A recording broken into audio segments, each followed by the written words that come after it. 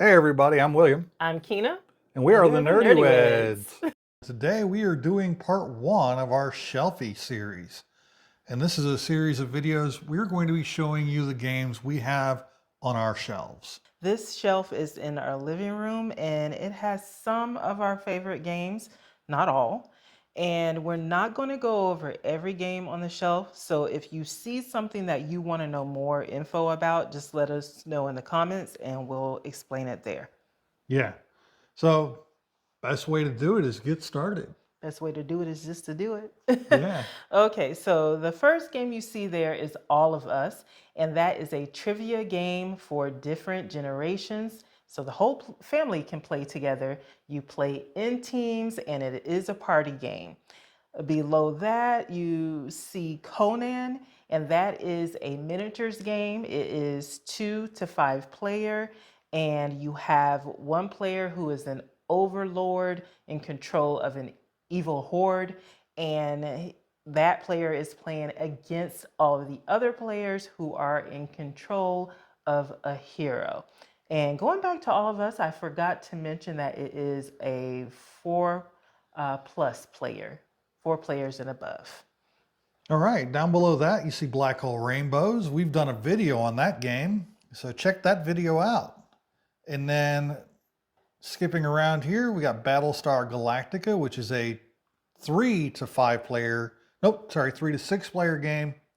And it is a cooperative game with a betrayer who is going to try to sabotage the group. And then down below that is Shadowrun Crossfire. And that is a 2 to 4 player game of cooperative combat using a deck builder mechanic. So more on those games later on other videos. So we're going to move around the shelf here, try to make this transition as seamless as possible, unsuccessful. And here we are on the side shelf, starting with left there, we have Galaxy Trucker, which is a 2 to 4 player game of kind of push your luck, tile placement elements. It's a really fun game, and it's one where the game is trying to kill you. And then we got Machikoro, which is a modern classic, really. Next up is Emotep. Emotep, that's one of my favorite games. It is 2 to 4 player. It's a strategy game, but an introduction strategy game because it's fairly simple, easy to learn and teach. And you have players who are in control of a boat, and the objective is to get the stones or the blocks that you put on that boat to different areas and get the most points at the end based on the different areas you were able to get them to. And next to that is Pandemic. We have a lot of different pandemics there, don't we? Yeah, Pandemic is a cooperative 2 to 4 player game where you are trying to eliminate diseases from the world, really. We have several different versions of it, like you said. And one of them there is Cthulhu, which is a Cthulhu skin where you're trying to prevent Cthulhu from coming into the world and destroying the universe. We have another version of Pandemic that is not here on the shelf, and that is Pandemic World of Warcraft. And then, of course, we have Pandemic Legacy down there, which is a legacy game, meaning every time you play the game, what you did last game affects the next game, Yeah. and so on and so forth. See, as you can tell, we really like Pandemic. We have all different ones. And you mentioned that the Cure is there, and it's a dice game. I Yep. like that.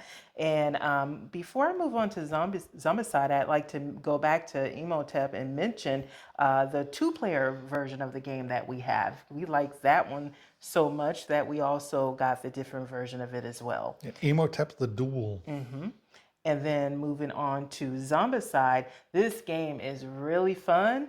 But speaking of games that try to kill you, this is one. It's a blast, but it is also it's going to really hand it to you.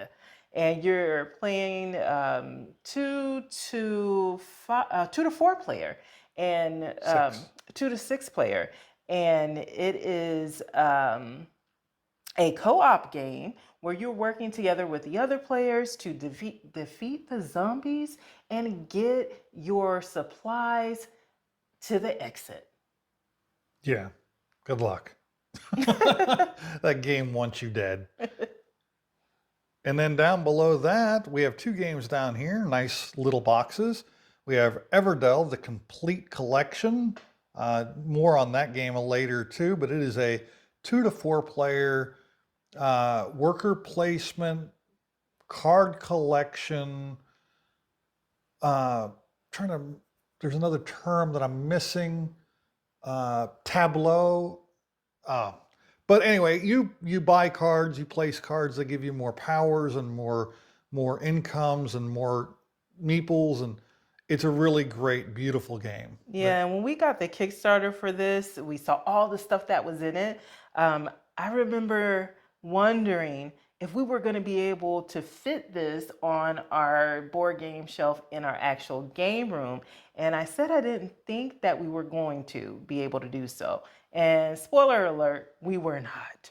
Yeah, but it looks great on this shelf. It does. It really does. And next to that is one of my favorite games of all time, Scythe. And we'll be doing more on Scythe in the near future as well, because there is a sequel coming out. Yes. And we're going to be doing a video on that shortly. And moving on to the next shelf here. Okay, so we've got Riverboat there. That's one that I played at a board game convention and really enjoyed it. Came home and immediately bought it. That's how fun it was. So it is a 2 to 4 player game.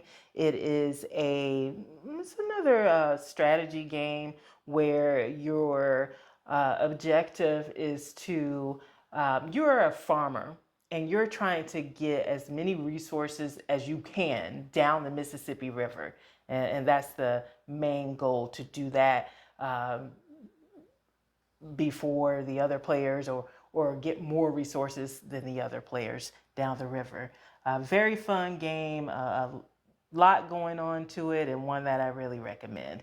Next to that, you see two versions of Santorini. You have the New York version and then the regular or the classic version.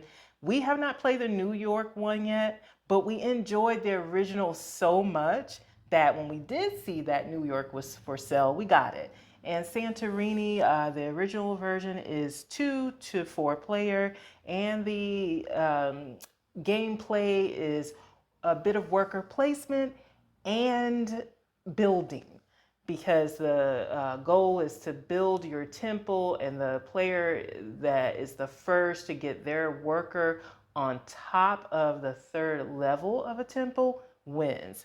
Very fun game. Next to that is one of my favorite games, and that's Tzolk'in.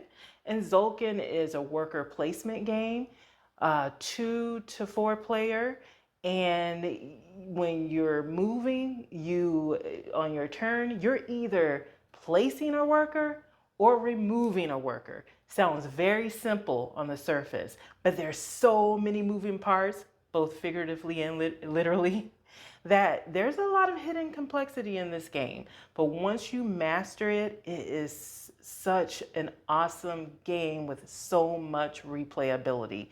As is the game next to it, my absolute favorite game, Viticulture. And you see it's in a wine crate.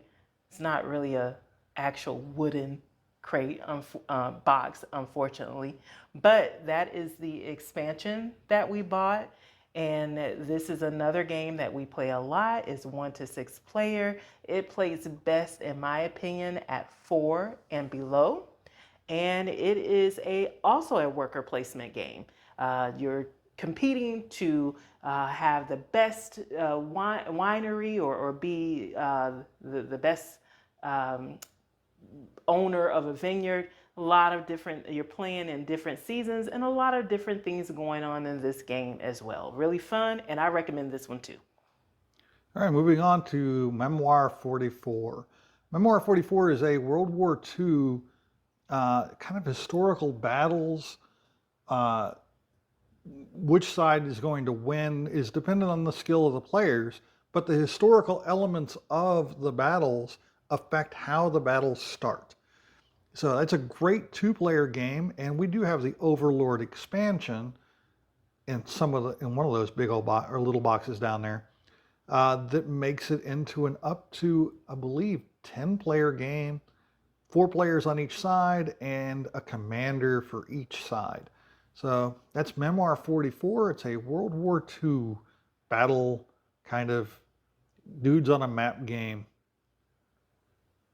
Next to that is Wasabi, which is a 2 to 4 player game where everybody's trying to compete to create the most complicated, or a certain number of different sushi dishes. And you're collecting ingredients and trying to create those dishes in a tableau of kind of like Tetris style placement in order to complete those recipes. It's a really fun game. And last but certainly not least is Gloomhaven. Gloomhaven is a 1 to 4 player dungeon crawling adventure game using miniatures, cardboard pieces, and tokens. You're exploring different dungeons and scenarios going through a storyline, and it is another legacy game where your characters persist from one game to the next, improving with each battle. Another one I mentioned earlier on the other shelf was Shadowrun. That is also a legacy game, very similar to Gloomhaven in the fact that your characters progress through different levels, gaining skills and abilities, weapons and cards to make them better. Up on top of Gloomhaven, of course, is Gloomhaven Jaws of the Lion, which is not only an expansion to the original Gloomhaven, but it is also a standalone game. So that pretty much covers this shelf. You have anything to add? No, I think you covered it all. All right. Well, thank you for joining us. Make sure you like, comment, and subscribe. And until next time. Stay nerdy.